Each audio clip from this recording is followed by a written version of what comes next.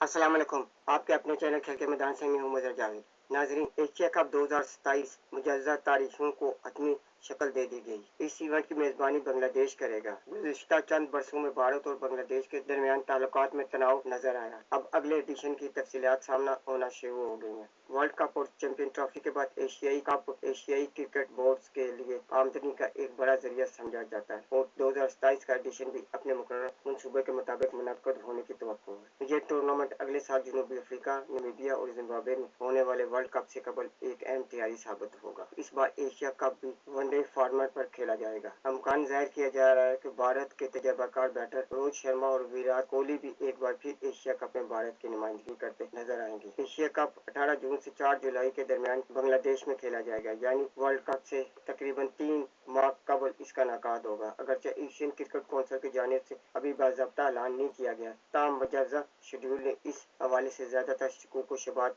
खत्म कर दिए हैं। टूर्नामेंट में पाकिस्तान, भारत, श्रीलंका, बांग्लादेश, अफगानिस्तान और एक एसोसिएट टीम शामिल होगी। कुल 13 मैचेस खेले जाएंगे। गुज़िश्ता कुछ अरसे से ये क्यास आराइयाँ की जा रही थी कि भारत के साथ कशीदगी तल्लुकात के बायस बांग्लादेश से एशिया कप की मेज़बानी वापस ली जा सकती है, मगर अब बांग्लादेश ही मेज़बान बरकरार रहेगा। नाजरीन, अगर आपको मेरी वीडियो पसंद आती है तो इसे लाइक और सब्सक्राइब जरूर करें और बेल आइकन का बटन को दबा दें ताकि आपको मेरी वीडियो बर वक्त मिलती रहे।